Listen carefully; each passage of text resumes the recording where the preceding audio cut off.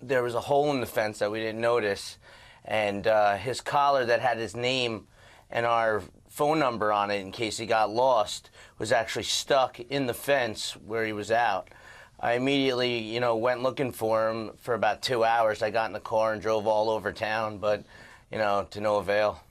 So you've lost him, and 18 months later, you've lost everything. The house is damaged. We can see from the pictures that the area where you live was absolutely devastated as well. I understand you couldn't put up missing pictures because there was nowhere to staple them to. But what made you decide to get another pet? Well, it was my daughter's 10th birthday after all of this, and, we were staying at the hotel. And I guess when people, are displaced like that, we try to cling on to every little piece of normalcy that you can get. So it was her 10th birthday, and we figured, it's a good time to, start picking up the pieces. And we didn't want to let him go for so long. We didn't even pick up his bowls off the floor. And, we called we went over to the Associated Humane Society to look at some dogs there, but they wouldn't let us have a dog. They wouldn't let us adopt a dog because we have children that are under 5 years of age, and that's one of their rules, because you don't know how the dogs act. So that makes sense. But our hotel that we're staying at is actually only 2 blocks away from the SPCA.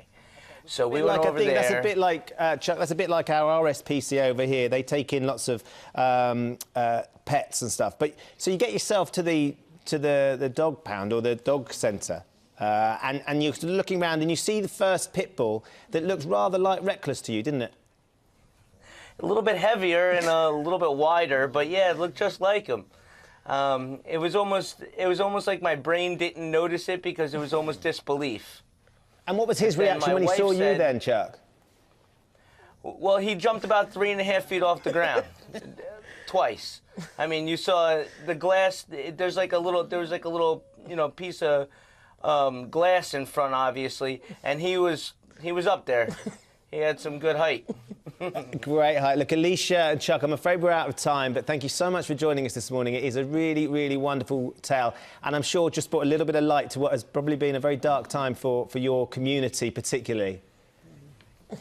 Yes, absolutely.